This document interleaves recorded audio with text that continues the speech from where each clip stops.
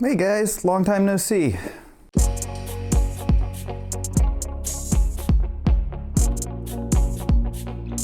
Hi everybody. If I look tired, it's because I am, and that's also the reason that you haven't seen a YouTube video from me for a while. And I'm not happy about that, honestly. I had been keeping up more or less 1 week schedule for quite a while, and sure, the YouTube algorithm does not smile on on me just disappearing for a month and a half.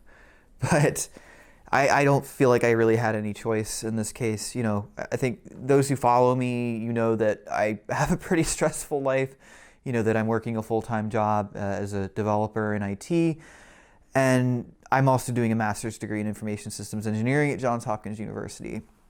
So if you think about it, it's really kind of remarkable I was able to maintain what I did for as long as I did. Now, I'm not going anywhere. I mean, I don't know when I'll be able to get back with another video.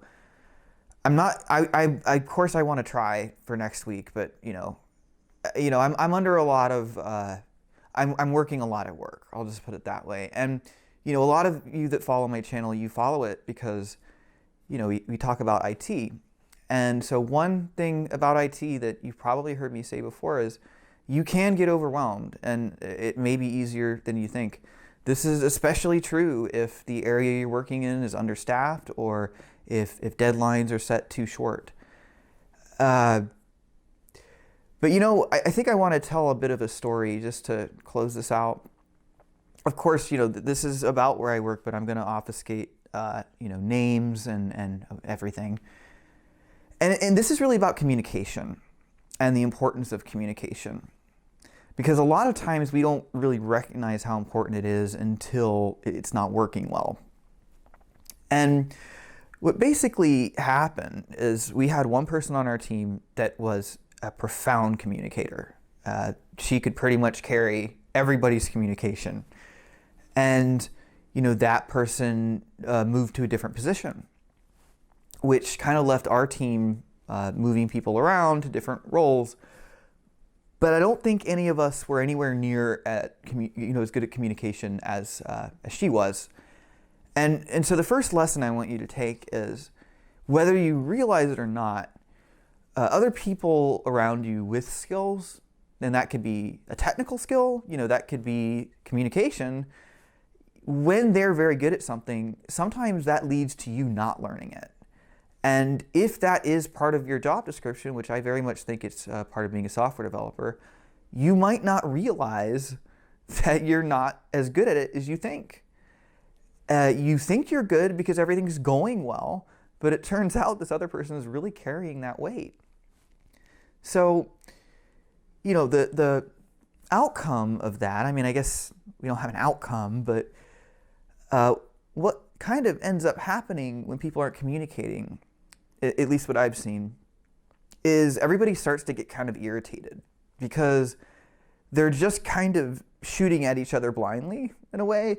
Nobody knows what anybody else is doing. When they come upon something that somebody else is in the middle of, they're confused. They may be a bit irritated because they felt like they should be involved or informed at least. And, the truth is, a little bit of just talking, a little bit of communication just can completely remedy that. And that is not, I am not saying though that this is everybody else and I was just perfect, because I definitely was not. One thing, I don't know if this was a mistake, but during COVID, I started to try to take on as much responsibility as I could. And it kind of landed me in a place where I ended up being responsible for something that's a large effort in the moment that we're in. And I don't regret it. I really don't. I like having the responsibility. I enjoy working with the systems, with the people. It's an excellent group.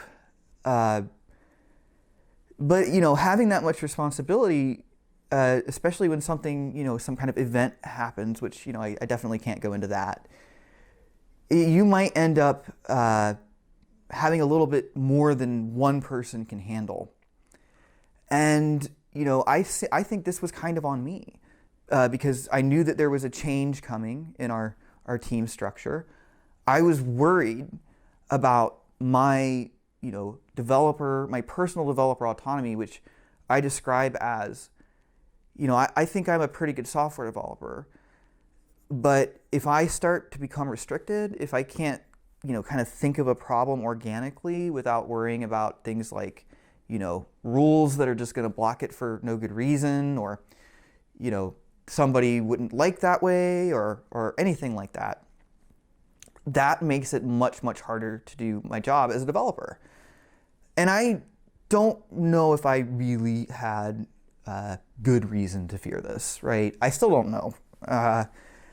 But my response was to kind of clutch onto my autonomy by simply doing what needed to be done and not communicating.